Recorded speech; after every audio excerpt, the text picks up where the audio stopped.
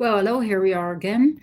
The final video for private law. So this is video number 6.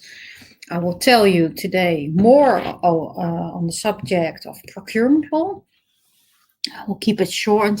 You have a chapter to read also in the book, so I will just guide you through the specifics right now. So what we discussed earlier in the previous video was the European nature of procurement rules and procurement law and the principles of procurement law.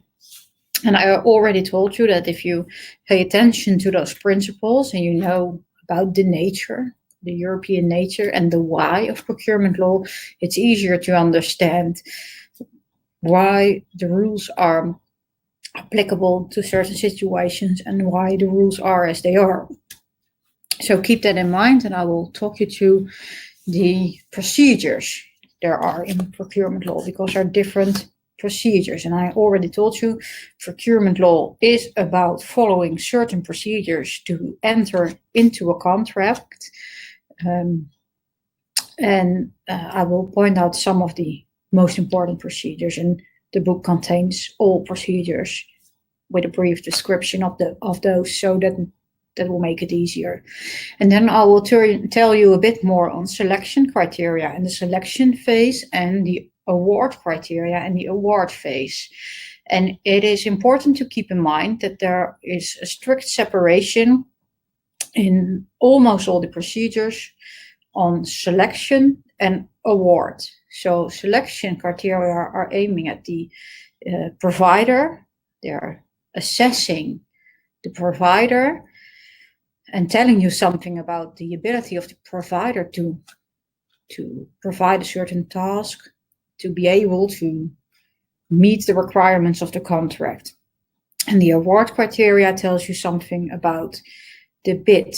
They are assessing the offer of the party who is taking part in the procurement procedure. So there's a separation between the two of us, for the two of that. So the first is the selection of the provider, the bidder, and the other one is the selection, the assessment during the award phase of the offer itself. So I will talk a bit more besides procedures on those two things, selection and award, and I will talk really short on the remedies in procurement law. So,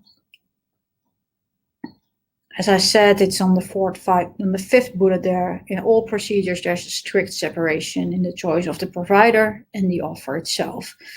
And in all phases of procurement, the procurement principles apply. So keep that in mind. And I will start this with pointing out some important case law, which will bring us back to the last video, the previous video. And this is a famous case, and I never know how to pronounce it. It's Italian, Succi di Frutta case from the European Court of Justice. And this case gives us more clarity on the principles of procurement law. So we'll just see what it says. It says, under the principle of equal treatment as between tenderers, the aim of which is to promote the development of healthy and effective competitions, so treatment and the application of this principle provides us with a fair market, with healthy, effective competition, which makes sure that our tax money is spent in a good, effective, fair way. So that's one of the aims of procurement law laid down there in this case of the European Court. So the aim of which is to promote the development of healthy and effective competition between undertakings taking part in a public procurement procedure. All tenderers must be afforded equality of opportunity when formulating their tenders, which therefore implies that the tenderers of all competitors must be subject to the same conditions. So here we see the principle of equality and transparency. And that's it goes on, the case. The principle of transparency is which is its corollary, is essentially intended to prelude any risk of favoritism. So here you have it, equal to equal chances to the contract for all people taking part in the procurement. So there's no favoritism from the contracting authority. It implies that all the conditions and detailed rules of the award procedure must be drawn up in a clear and precise and unequivocal manner in the notice or contract documents, so that first of all, reasonably informed tenderers exercising ordinary care can understand their exact significance and interpret them in the same way. So to offer those people, those parties, an equal chance, there must be transparency in the requirements, in the demands of the contracting authorities, in order to make sure that everybody understands it the same and has the same chances. So the contracting, and second, so everybody can understand it in the same way. And secondly, the contracting authority is able to ascertain whether the tenderers submitted satisfy the criteria. So if you have transparent criteria and they're clear to everybody, then also the contracting authority is able to find somebody who's able to perform, to meet the requirements of the contract. So in this case, you see the why of procurement law and the why of those principles, and the why of the selection and award criteria and the requirements stated in the tenders. So I will go to the next one. And this is about the Chinese walls we talked about earlier in the previous video. So this is also one of the reasons we have those principles. We have equal chance, equal chances, and equality.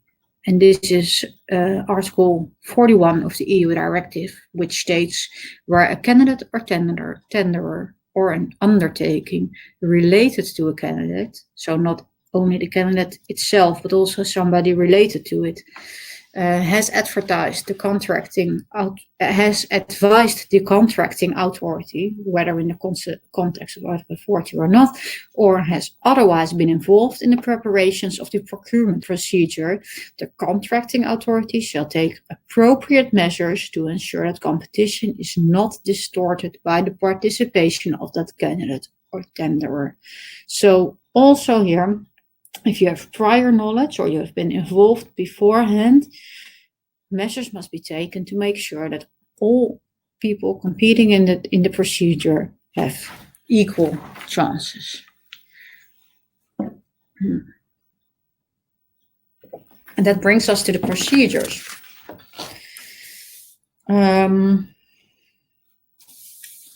What you need to know. The first two are the formal procedures and the most used procedures. And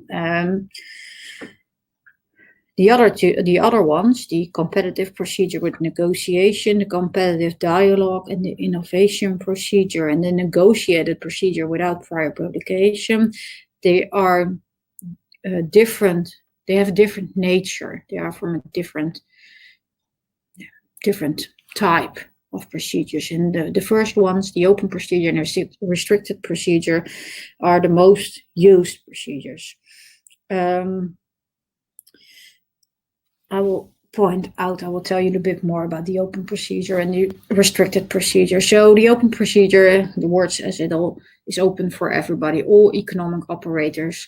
And it's advertised, for example, on Tendernet, and everybody can submit a bid and take part in this procedure.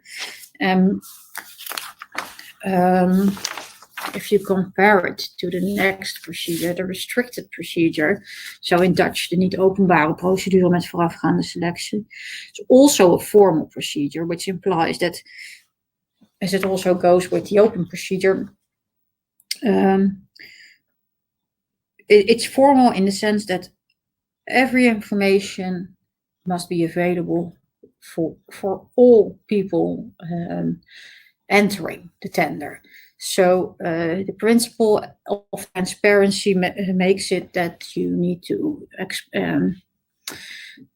to make sure that every question asked by a tenderer is visible for other tenderers. So it's formal.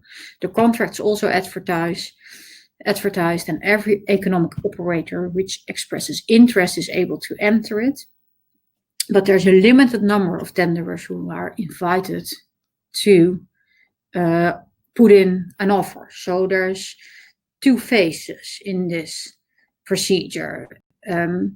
As I mentioned at the beginning, there is a strict difference between the assessment of the bidder and the assessment of the bid. In the open procedure, you put in an offer, and the assessment of the bidder and of the bid takes place more or less in one round.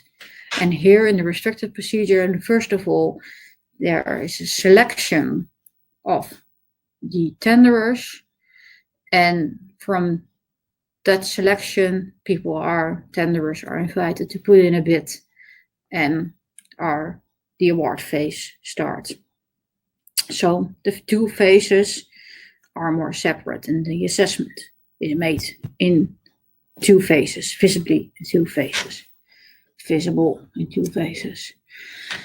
So just a few words on a dialogue, because it's interesting to know what a dialogue is and to compare it to the more formal procedures of the open and restricted ones. And the dialogue is more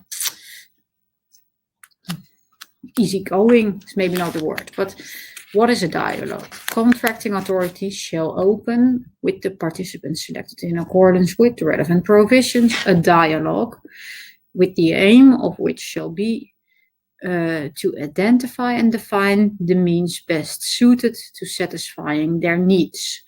They may discuss all aspects of the procurement with the chosen participant during this dialogue. So there's more room here to discuss things, to have a conversation. Maybe as a contracting authority, you really don't know what the best solution will be. So you want to talk to your future counterparts to know what's out there, what the market is offering for what kind of solutions it is offering for your problem. So that might be a reason to choose for a competitive dialogue, to make sure that you offer everybody a fair chance by making it a public procurement, which is mandatory because you need to comply with procurement law, but still have the opportunity to have an actual dialogue, as opposed to the procedures in the open and the restricted procedure, in which you already beforehand must know what you want in order to make sure that everybody knows what your requirements are and is able to submit similar offers which are comparable. So I thought those were just at a glance the procedures. I will now tell you something about the selection and then the award. So to choose a provider, there's a selection phase, and there are different instruments with which you can select your potential counterpart. So the first are grounds for exclusion, so ways to exclude potential contract partners during the selection phase because they do not meet your criteria.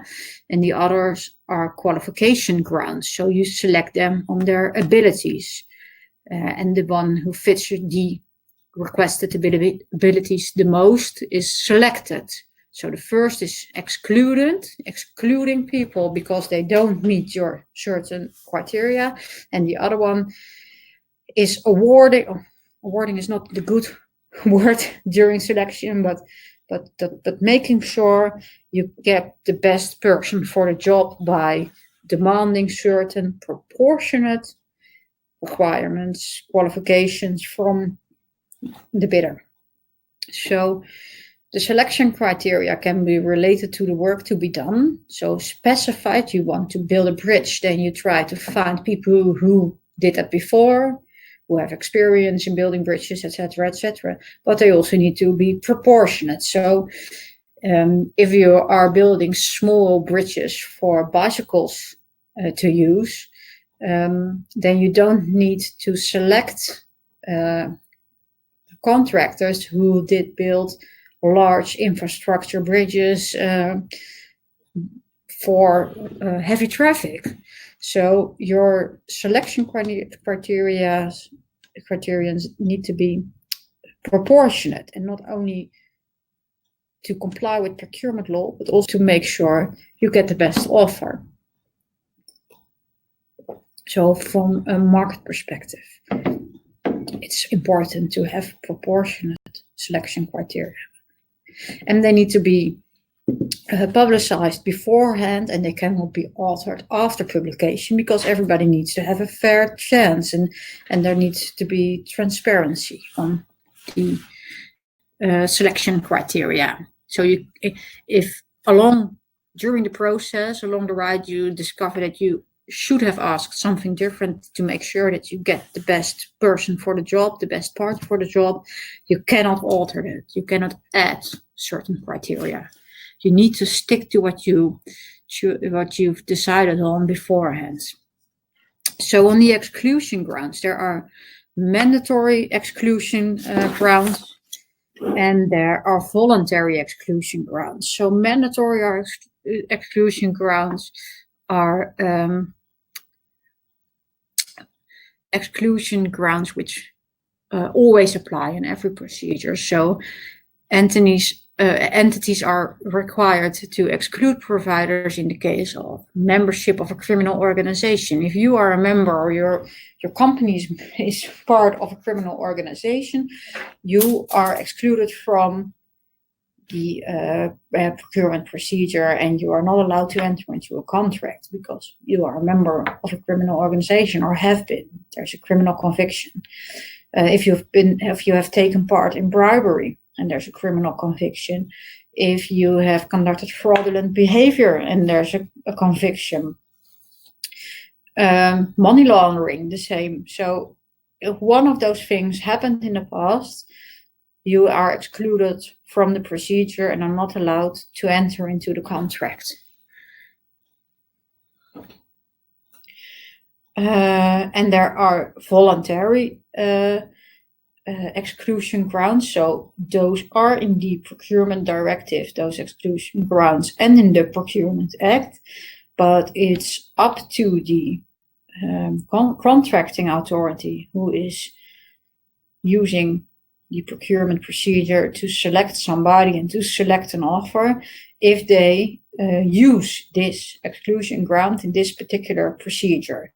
So there's a list of voluntary exclusion grounds which can be used as a ground for exclusion during selection. So there's bankruptcy, conviction for misconduct, or professional fraud. So for example, accountants who have done something wrong, or if you did not pay your taxes, or you made false statements, those are all exclusion grounds, but they're voluntary, so it's not mandatory to use them when you're organizing a procurement procedure, but there is an option to use those. And if you decide to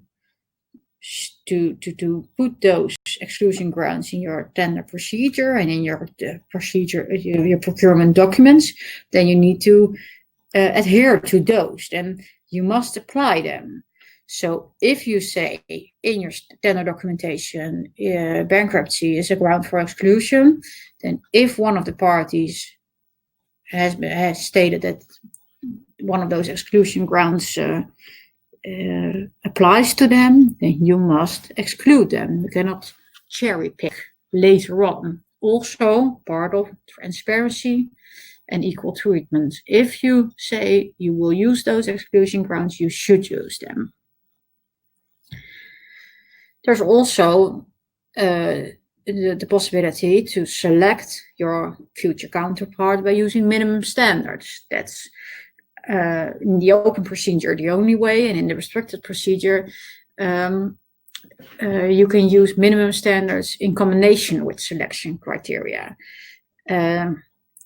I refer to the book and just see the case law and read about it. There's a lot to it.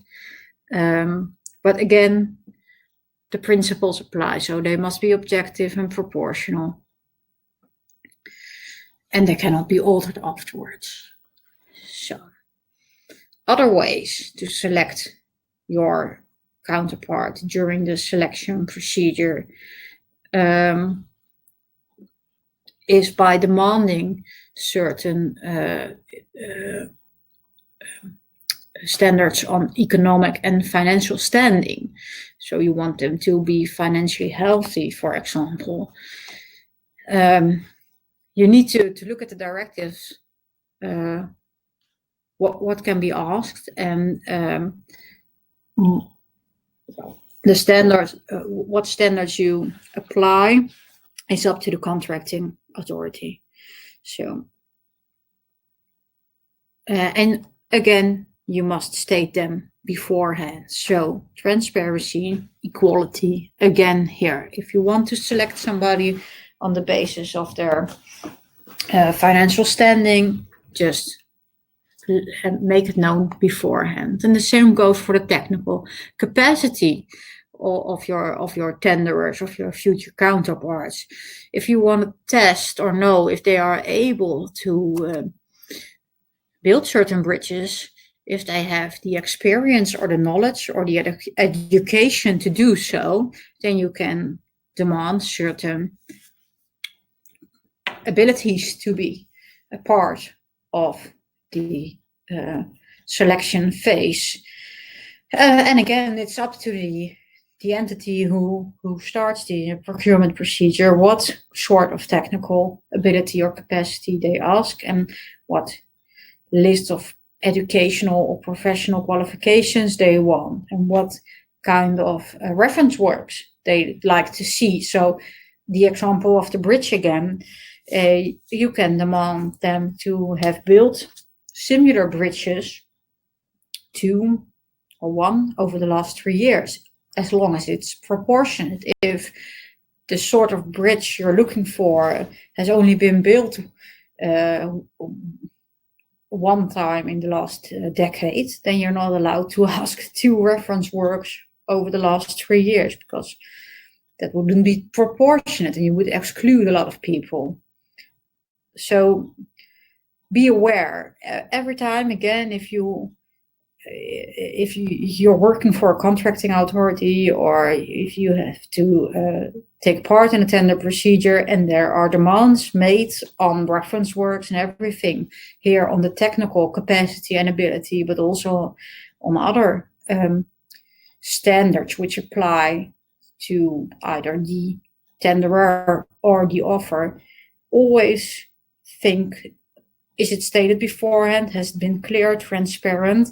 And is it proportionate, what they demand?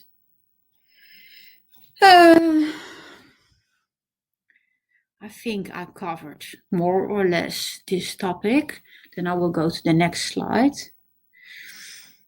Also, a way of selecting people is by ways of past performance. So this is a method in which a statement is made by another contracting authority that works in the past were performed according to the rules of the art and were properly completed. So there are systems in place of past performance just to mark the performance of contractors in the past on certain aspects, their ability to communicate, their ability to perform a work in a technical manner, etc., etc. And those experiences and performances in the past can be made part of the tender procedure to select somebody for a future job. So past performance is also a whole different field of the procurement law arena. Be aware that it can play a big role.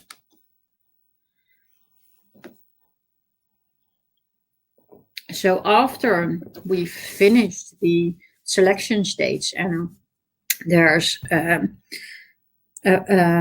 provider who might be able to do the job, then we are in the award phase. And by means of award criteria, we are able to assess the offer which is put in the bid.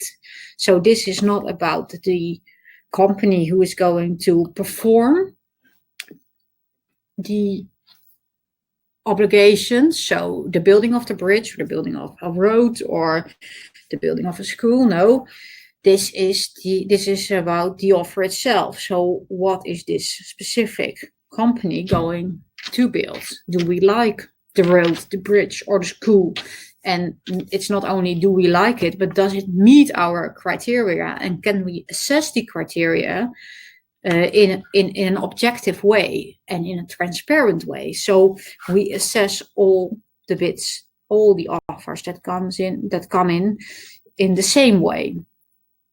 That's what the award phase is about, and that's why we have award criteria. And there's the award criterion of the most economically advantageous tender, also abbreviated to MEET, and it should lead to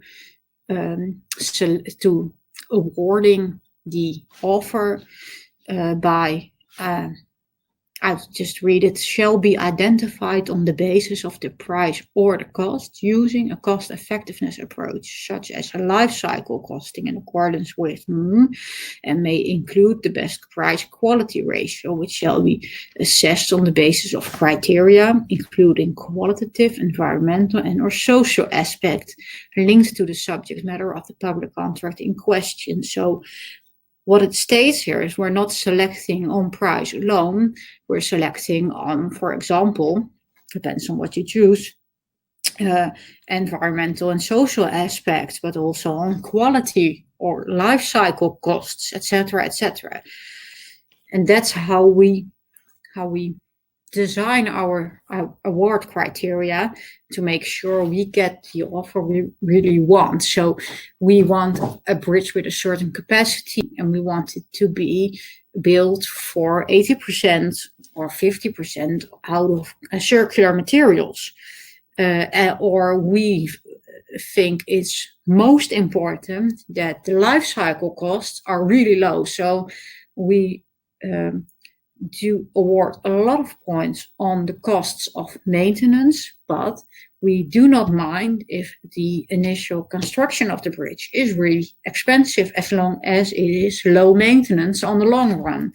So there are all sorts of criteria to be used in this phase to select the bid, the offer, which fits you best. And it's important to have those criteria figured out beforehand, because you want the best bid, the most suited bid, but also because it needs to be transparent and everybody needs to have a fair chance. And we're not choosing the most beautiful bridge, although you can if it's one of your award criteria, but you want the bridge that fits your needs the most, and you want your people, the people competing in your procurement procedure, to have an opportunity to fit those criteria. I hope this helps in understanding what award criteria are and what the award phase entails. So just look at the book if I'm not exactly clear, but I just try to make it as easy as possible to understand. So after we finish the selection phase and the award phase, we're basically ready to enter into a contract. If everything goes well, we know what the best offer is and who's the best counterpart for us, who's the best economic operator with the best offer. So we did selection. We selected the economic operator, as the directive states it, and we did the award phase. We know what offer suits us best. So we have one winner, and we want to enter into a contract. Now, the procurement rules have what they call a standstill period. So we cannot enter into a contract immediately. We have to notify the unsuccessful participants first, and then we need to wait after the award before we conclude a contract. And this is ruled in the Alcatel case that it needs to be 20 days period. So in order to give the losing participants a chance to start a case and complain about the procedure or anything they think went wrong during the procedure, and in order to make sure that we really have an effective working system of procurement, we need to give the participants in the procurement process a chance to complain about things that went wrong. And that's why we have this standstill period. After the 20 days, the winner and the contracting authority are allowed to enter into a contract and to start building the bridge or building the building they are anticipating to build.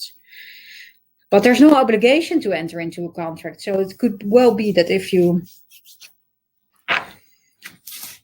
do not find a suitable bid, that you do not enter into a contract. But redoing the procedure can only be done in a limited amount of situations. So in case there's no suitable offer, then you can start all over again. Or if you along the ride came to the conclusion that you needed an entirely different procedure with entirely different demands. So your demands have changed dramatically, and what you demanded in the first place does not help you at all. So you need to start over again. And then during the ride, if you've entered into the contract and you're a contracting authority entering or having a contract with a party, commercial organization, then the modification of contracts is a difficult thing, because as soon as you start modifying the contract, it could change, and maybe other organizations competing in the initial procurement procedure would have had a better chance, or do want a second shot at getting the contract, because you're changing the contract. And that means that if you do that after awarding the contract and entering into the contract, there might be a need for starting a new procedure. So you're allowed to modify the contract if it's foreseen in the original contract, which means that you had to state it in the procurement procedure already, because when you start the procurement procedure, you need to have clear what kind of contract is part of the procedure. So might be in the original contract that there might be modifications, or additional work is necessary, and a change of contractor causes significant inconvenience or substantial duplication of costs. So, for example, you're already so far in the process, there's already a part of the bridge built, and then you come to the conclusion, oh no, we made a big mistake. We need even a bigger bridge, and it will cost us millions and millions more, and we did something wrong even before we started the tender procedure, and now we're halfway the bridge and we need a bigger one.